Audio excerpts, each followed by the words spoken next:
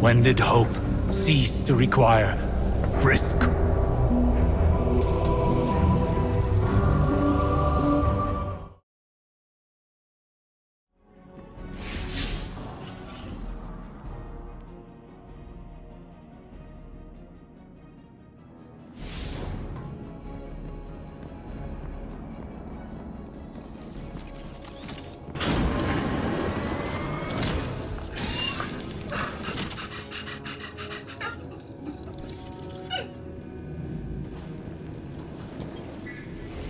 Your efforts to acquire the submine data have been proving effective.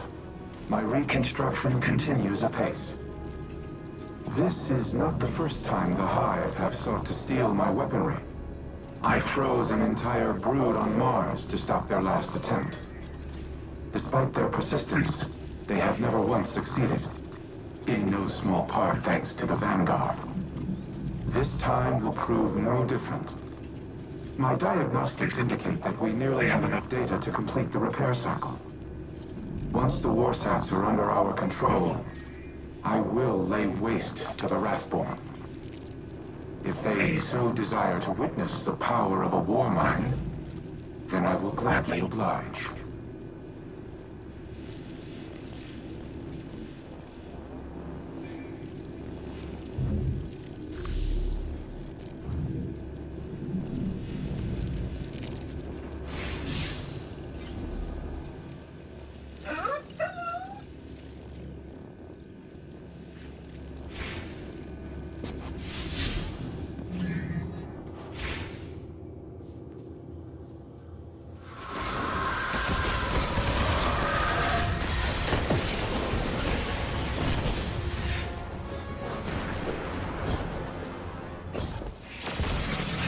Okay, Saint isn't here to tackle me.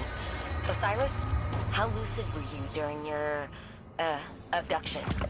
Savathun attempted to keep my consciousness suppressed. But I could still feel her digging through my mind. That feeling lingers. Reminds me of dealing with Clovis. I hear his voice telling me who I should be. Who we are is not so easily overwritten.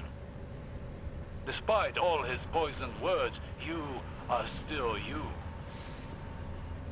Only now you wear his failed barbs like thorned armor. And you hold Savathun's secrets like a poorly labeled key. Yeah. I suppose that is a suitable, if clumsy, comparison.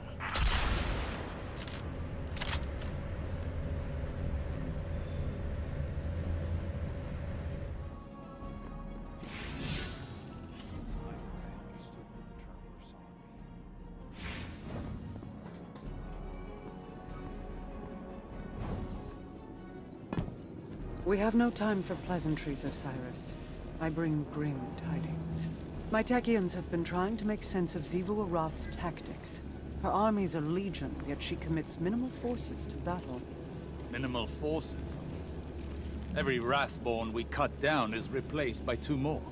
She could replace them tenfold, so why does she show restraint? Her worm feeds on warfare. The more violent the act, the greater the power she draws from it. Much like Savathun's worm fed on guile and deceit.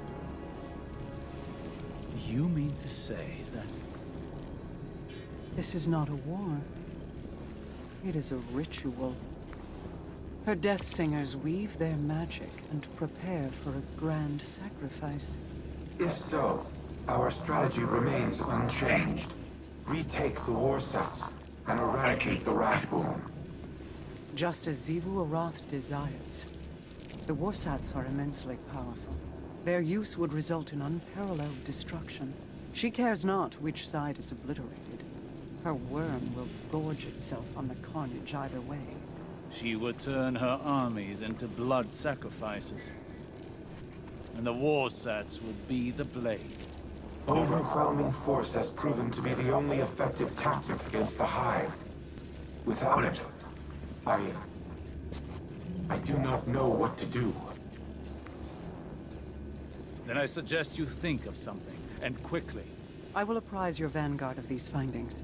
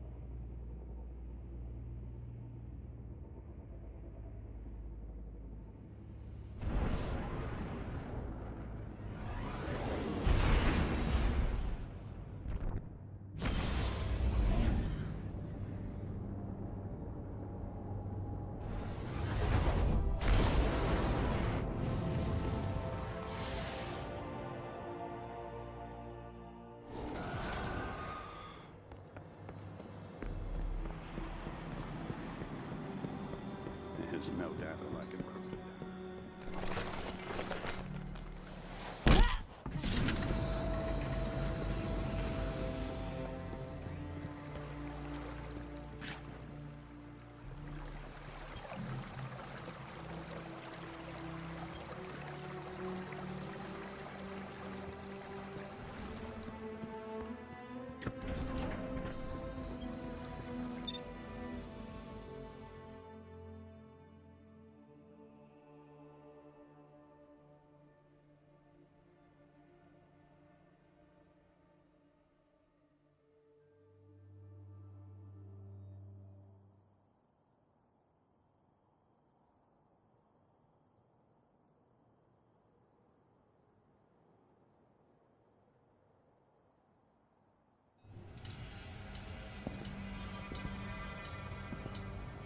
The Warsats are a means to an end.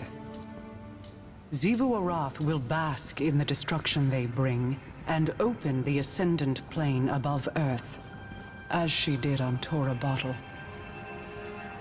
It does not matter who pulls the trigger. We must cease our efforts to restore the War Mind. No.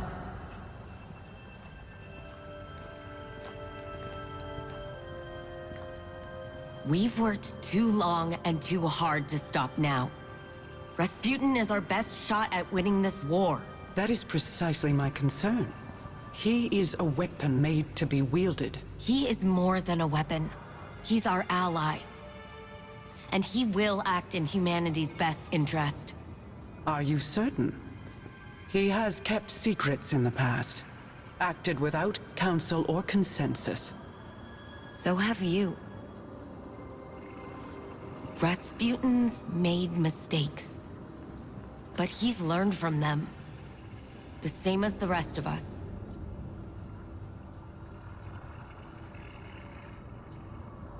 Then I propose we aim not for total victory, but a stalemate. Allow Rasputin to prevent Xivu Arath from claiming her prize, and refrain from using it himself.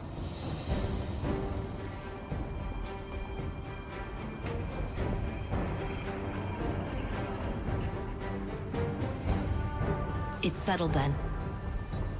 We hold the line.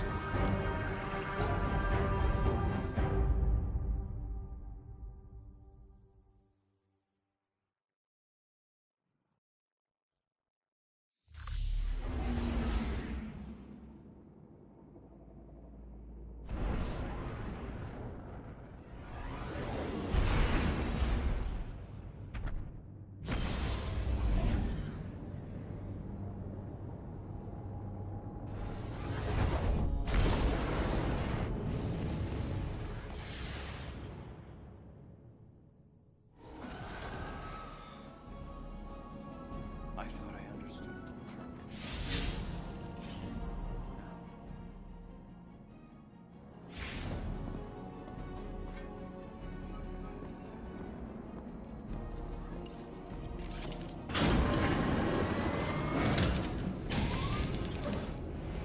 I am a machine of war, built for a singular purpose: to destroy any and all threats to humanity.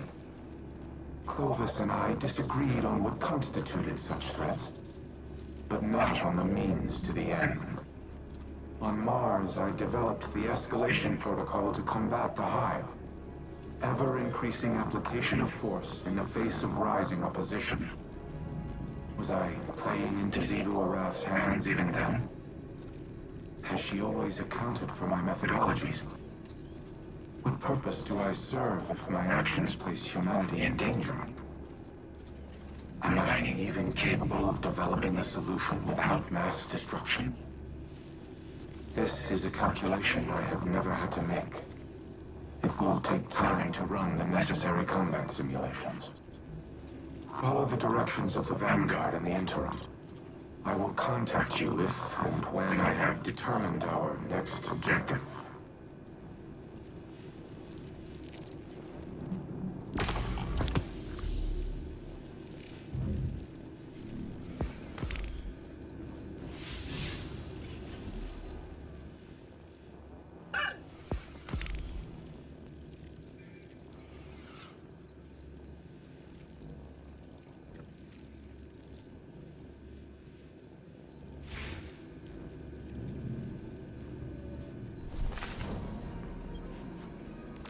Ikora was so bright, so full of promise. How she glowed. Like the light filled her. But it was her eyes that convinced me to take her as my apprentice. What did you see in them? Hunger. She was desperate to prove herself back then. I knew the feeling well. And you know it again now. When Ikora looks in my eyes, what do you think she sees? Everything that she always has. She pities me, Mara. As you and I have pitied others. Those who hang on our every word. Your cultists, my people. Do not mistake Ikora's pity for disdain. If she pities you, it is out of love. I have no love for the cult of Osiris. No? Ask me what I see when I look into your eyes, Osiris. I will not, but you'll tell me just the same. I see a man who is afraid he'll never be able to live up to the expectations that other people have placed on him. A man so afraid to hurt or be hurt that he spent his very long, very accomplished life holding those same people at arm's length. This burden, this inheritance of guilt, it is Ikora's too. I never wanted this for her. As your mentors never wanted it for you.